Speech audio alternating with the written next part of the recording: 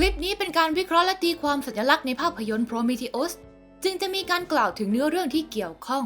เพื่ออรรถรสเราขอแนะนำให้รับชมหนังเรื่องนี้กันก่อนถ้าหากลังเลอยู่ว่าจะดูดีไหมก็สามารถใช้คลิปรีวิวที่เราทำเอาไว้ประกอบการตัดสินใจได้เลยนะก่อนที่จะเริ่มกันกด Subscribe ช่อง Voidcat และกระดิ่งแจ้งเตือนเพื่อที่คุณจะได้ไม่พลาดการรีวิวและตีความสื่อต่างๆคลิปนี้มีซับไตเติลภาษาไทยและภาษาอังกฤษด้วยนะเอาล่ะเรามาเริ่มกันดีกว่าประเด็นหลักส่วนสำคัญที่นำพาหายนะมาสู่ลูกเรือโพรเมธีอุสคงหนีไม่พ้นการมีกลุ่มมนุษย์ที่พยายามเล่นบทเป็นพระเจ้าอยากรู้อยากเห็นแต่ทำอะไรเกินตัวไม่ได้ตระหนักถึงความโง่เขลาของตนโดยว่าด้วยแนวคิดทางอภิปรัชญาเจตจำนงของการเกิดขึ้นทางตัวตนของพระผู้สร้างสิ่งใดที่ทำให้เป็นเราและสิ่งใดที่ทำให้เป็นเขา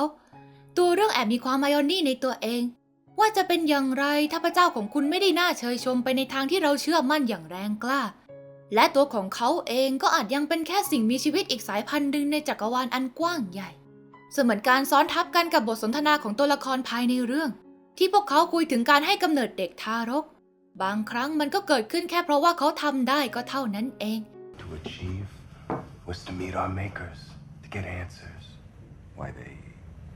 even made us in the first place. Why do you think your people made me? We made you because we could. ทั้งการสรรสร้างและวิวัฒนาการตามลำดับภายในเรื่องตัวหนังได้ตั้งคำถามกลับไปยังผู้สร้างที่กลายเป็นการพัฒนาจากผลผลิตอันบิดเบี้ยวไม่เว้นแม้แต่ตัวของเอนจิเนียร์เองจากผู้สร้างเอนจิเนียร์ส่งต่อสู่เอนจิเนียร์ในฐานะผู้สร้างส่งต่อสู่ลูกเรือในยานโพรเมธีอุสไปยังเดวิดในฐานะผลผลิตของมนุษย์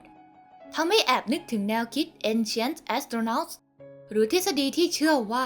สิ่งมีชีวิตทรงภูมิปัญญาต่างดาวได้เคยมาเยือนโลกในยุคโบราณและได้ใช้ภูมิปัญญากับเทคโนโลยีเพื่อช่วยเหลือมนุษย์ในการสร้างอารยธรรมต่างๆแม้แต่ตัวเดวิดเองที่ถูกสร้างขึ้นจากมนุษย์โดยมีพัฒนาการทางความคิดความอ่านมากเกินไป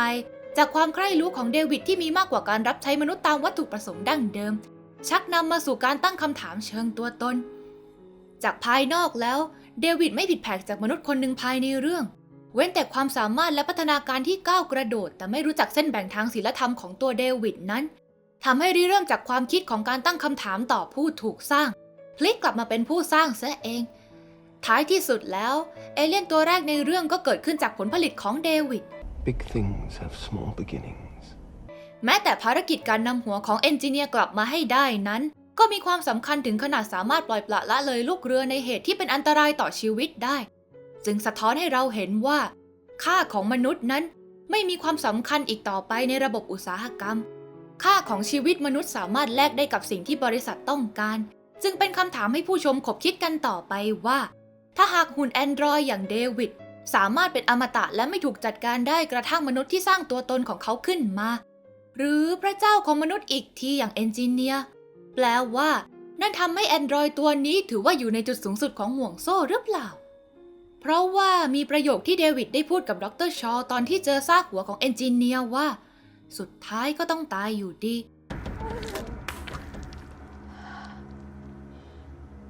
Mortal after all. ประโยคนี้จึงเป็นคำถามถึงพวกเขาเหล่านั้นว่ามีแค่ศักดิ์เป็นสิ่งมีชีวิตลำดับก่อนจากเราเท่านั้นหรือเปล่าเพราะตัวเดวิดก็ไม่ได้สืบทอดพันธุกรรมมาจากทั้งมนุษย์และเอนจิเนียร์โดยตรงจากในเรื่องที่ให้ข้อมูลว่าเอนจิเนียร์และมนุษย์มีลักษณะ DNA ที่คล้ายกันซึ่งมันอาจใบ้ไว้ตั้งแต่ฉากเริ่มแรกในการที่เอนจิเนียร์ตนหนึ่งได้ดื่มสารสีดำแล้วก็สลายเป็นหนึ่งเดียวกับสารนั้นอาจเป็นทั้งการทำลายตัวเองก่อร่างผสมปนเปและดัดแปลงจนก่อกำเนิดเป็นสิ่งมีชีวิตขึ้นแต่แอนดรอยที่ได้รับเจตนารมณ์แห่งการมีตัวตนและการเป็นผู้สรรสร้างเราจะสามารถบอกว่าเดวิดเนี่ยเปรียบเสมือนสายปลายน้ำแห่งวิวัฒนาการของทั้งมนุษย์และเอนจิเนียร์ได้เลยหรือเปล่าเช่นนั้นแล้วใครกันที่ควรถูกเรียกว่าพระเจ้าก็ยังเป็นเรื่องที่น่าขบคิดกันต่อไปในส่วนของโพรเมธีอุสที่เป็นทั้งชื่อเรื่องและก็ชื่อยานเราสามารถตีความไปยังความเป็นมนุษย์ที่มีความคิดท้าทายหรือการพยายามที่จะเล่นบทพระเจ้าซึ่งเปรียบเสมือนการที่ไททันนามว่าโพรเมธีอุสในตำนานกรีกได้ขโมยไฟลงมาให้กับมนุษย์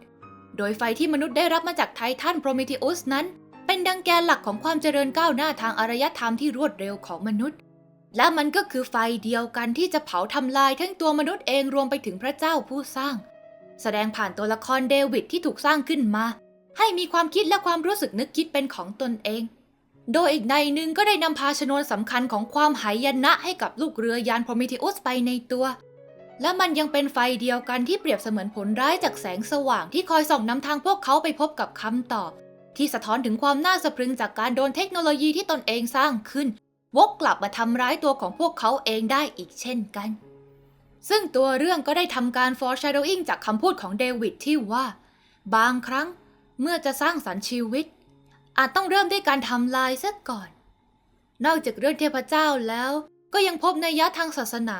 ที่ศาสนาคริสต์เนี่ยถูกเน้นย้ำอยู่เสมอ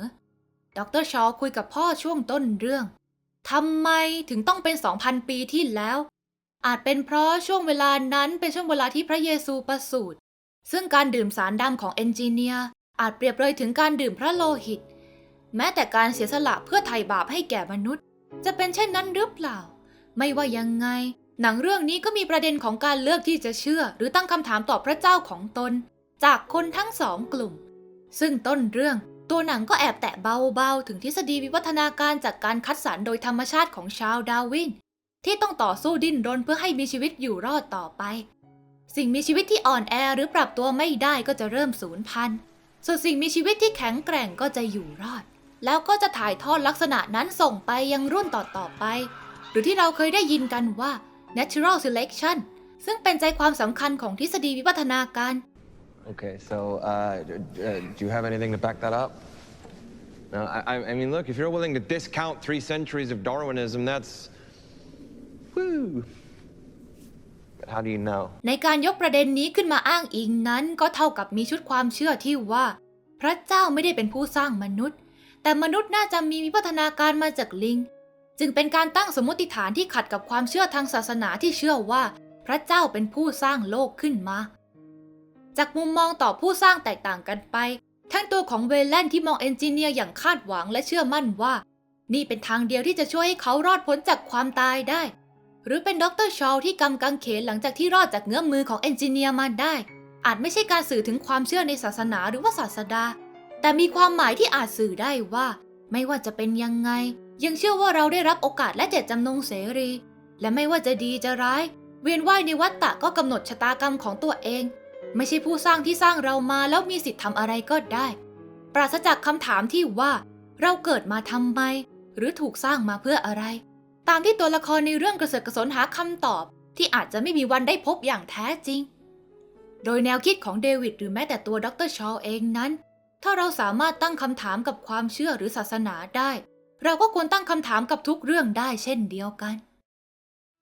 และนี่ก็คือการวิเคราะห์และตีความสัญลักษณ์ภายในภาพยนตร์ Prometheus ของเราถ้าหากชื่นชอบคลิปนี้แล้วล่ะก็กดไลค์กดแชร์แล้วก็คอมเมนต์ว่าเห็นด้วยหรือไม่กับการตีความของเราหรือว่าช่วยกันร่วมตีความในแบบของตัวเองก็สามารถทำได้อย่างอิสระเลยนะแต่ก็ขอให้คอมเมนต์อย่างสุภาพและก็ให้เกียรติความคิดเห็นซึ่งกันและกันด้วยนะในวิดีโอคอนเทนต์ถัดไปเราจะรีวิวหรือว่าวิเคราะห์อะไรอีกก็ฝากติดตามกันด้วยนะ